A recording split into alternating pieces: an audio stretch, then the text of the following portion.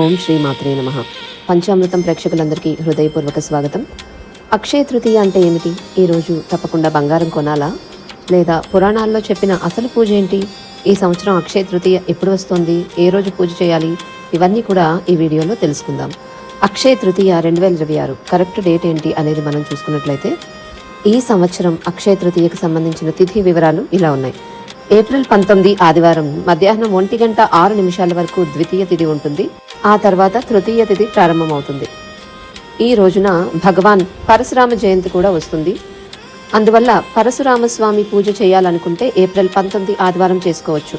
అయితే అక్షయ తృతీయ పూజ చేయాల్సిన ప్రధానమైనటువంటి రోజు 20 ఏప్రిల్ 2026 సోమవారం అవుతుంది. ఆ రోజు ఉదయం 10:44 వరకు కూడా అక్షయ తృతీయ తిథి అంటే తృతీయ తిథి తదియ ఉంటుంది. కాబట్టి అక్షయ తృతీయ పూజ ఏప్రిల్ 20 సోమవారమే చేసుకోవాలి. అక్షయ తృతీయ అంటే ఏంటి? అక్షయ అంటే ఎప్పటికీ తరిగిపోని, నశించని సంపద. తృతీయ అంటే 3వ తిథి. వైశాఖ మాసంలో వచ్చే శుక్లపక్ష తృతీయ రోజును అక్షయ తృతీయ అంటాం. ఈ రోజు చేసిన పూజలు, జపాలు, దాన ధర్మాలు ఎన్నో రెట్ల ఫలితాన్ని ఇస్తాయి. అందుకే దీనిని అక్షయ ఫలితాలనిచ్చే రోజు అని అంటాం. దీన్ని మనం పురాణాల ద్వారా ఏ విధంగా చెప్పబడింది అనేది మనం తెలుసుకోవాలి అనుకుంటే కనుక అక్షయ తృతీయ రోజున జరిగినటువంటి కొన్ని ముఖ్యమైన సంఘటనల గురించి తెలుసుకోవాలి. ఈ అక్షయ తృతీయ రోజునే శ్రీకృష్ణుడు ద్రౌపదికి అక్షయ పాత్రను ఇచ్చారు. సుధామాకు అపారమైన సంపదను కూడా ప్రసాదించారు.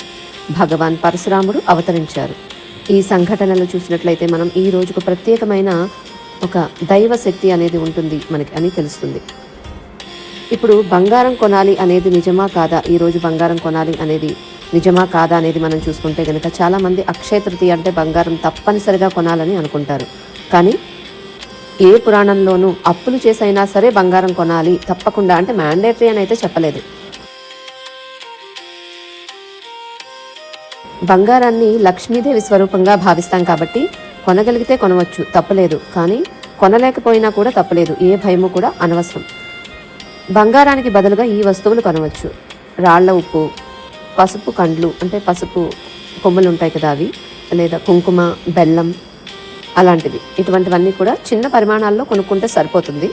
అక్షయ తృతీయ రోజున చేయాల్సిన ముఖ్యమైన పూజ ఏంటి అనుకుంటే కనుక మనకి అక్షయ తృతీయ రోజు విష్ణుమూర్తి పూజ చేయడం అత్యంత ముఖ్యమైనది. పురాణాలలో మనకి అక్షింతలతో విష్ణుమూర్తిని పూజ చేయాలి అని ఉంటుంది. బంగారంతో కాదు, అక్షింతలతో పూజ చేయమని చెప్పారు. ఆ రోజు ఉదయం స్నానం చేసి విష్ణుమూర్తి ఫోటో లేదా విగ్రహం పెట్టుకొని విష్ణు సహస్రనామం లేదా విష్ణు అష్టోత్తరం అనేది చదవాలి. తర్వాత అక్షింతలతో విష్ణుమూర్తికి పూజ చేయాలి. ఆ అక్షింతలను ఒక చిన్న మూట కట్టి అల్మరాలో పెట్టుకోవాలి, పూజ చేసినటువంటి అక్షింతలను. ఇలా చేసినట్లయితే మన పనులు సాఫీగా జరగడం, వృత్తి వ్యాపారాల్లో అభివృద్ధి కలుగుతుంది. ధర్ముడు వైష్ణవుడి కదా. పూర్వం శాకర నగరం అనే ఒక పట్టణం ఉండేది. అక్కడ ధర్ముడు అనే ఒక వైష్ణవుడు ఉండేవారు. అతను ప్రతిరోజు విష్ణుమూర్తిని పూజించేవారు. తనకు తోచినంతగా దాన ధర్మాలు చేసేవారు. ఒకరోజు అక్షయ తృతీయ గురించి విని ఆ రోజున విష్ణుమూర్తికి ఎంతో భక్తితో పూజ చేశారు. తన దగ్గర ఉన్నంతలోనే అందరికీ దానం చేశాడు. చెప్పులు, గొడుగులు, నీళ్ల పాత్రలు, పండ్లు, ధాన్యాలు ఇలా అన్నీ దానం చేశాడు. తన సంపాదన అంతా అయిపోయినా కూడా భక్తిని వదలలేదు. తర్వాత అతను మరణించారు. తర్వాత జన్మలో రాజుగా పుట్టాడు. అతని సంపద రోజు రోజుకి పెరిగింది. ఎంత దానం చేసినా సంపద తగ్గలేదు. అందుకే అక్షయ తృతీయ రోజున చేసినటువంటి దానం, ఏ దానాలైతే చేస్తామో అవన్నీ అక్షయమైన ఫలితాలను ఇస్తాయి అని చెప్పుకుంటాం. చెప్పులు, గొడుగు దానం ఎందుకు ప్రారంభమైంది అసలు అని చూసుకుంటే, పూర్వం జమదగ్ని మహర్షి మరియు రేణుకాదేవి ఉండేవారు. జమదగ్ని మహర్షి ప్రతిరోజు బాణాలు వేయడం అభ్యాసం చేసేవాడు. రేణుకాదేవి ఆ బాణాలు తీసుకురావడానికి ఎండలో నడుచుకుంటూ వెళ్ళేది. ఒకరోజు ఎండ చాలా ఎక్కువగా ఉండటంతో ఆమె కాళ్ళు మండుతున్నాయి. దాన్ని చూసినటువంటి జమదగ్ని మహర్షి ఆమెకు చెప్పులు మరియు గొడుగు ఇచ్చారు. అప్పుడు మంచి వేసవికాలం. అప్పుడు ఆ వేసవికాలం నుంచి కూడా చెప్పులు, గొడుగు దానం చేయడం అనేది ఒక మంచి పుణ్యంగా భావించారు. అందుకే అక్షయ తృతీయ రోజున చెప్పులు, గొడుగు దానం చేయడం అనేది చాలా శుభప్రదం. అక్షయ తృతీయ రోజు మనము ఇంకా ఎటువంటి దానాలు చేసుకోవాలని చూస్తే కనుక చెప్పులు, గొడుగు, నీళ్లు, చల్లని నీరు, రాగి పాత్రలో నీరు ఇవ్వటం, పళ్ళు దానం, మామిడి పళ్ళు దానం, ధాన్యాలు, పేదవారికి సహాయం, ఇవి చేయటం వల్ల మనకి పూర్వజన్మ నుంచి ఉన్నవి కానీ ఇప్పటివి కానీ పాపాలు తగ్గి మన కష్టాలు తగ్గుతాయి. కొంతమందికి ఈ జన్మలోనే ఫలితం కూడా వస్తూ ఉంటుంది, కొంతమందికి తరువాత జన్మలో ఫలితం వస్తుంది. అది మన కర్మ పైన ఆధారపడి ఉంటుంది. చేయకూడని విషయాలు ఏంటి ఈ అక్షయ తృతీయ రోజు అనేది చూసుకుంటే, అప్పులు చేసి మరీ బంగారాన్ని కొనడం అనేది చేయకూడదు. అనవసర ఖర్చులు కూడా చేయకూడదు. ఇతరులకు సహాయం చేయకుండా తిరస్కరించకూడదు. ఆ రోజు చెడు మాటలు మాట్లాడకూడదు. సో ఈ విధంగా అక్షయ తృతీయ రోజున బంగారం కొనడం ముఖ్యమైనదైతే కాదు, అంటే మ్యాండేటరీ కాదు, కొన్నా కూడా తప్పులేదు. భక్తితో చేసిన పూజ, మనసుతో చేసిన దానం అదే నిజమైన అక్షయ సంపదనిస్తుంది.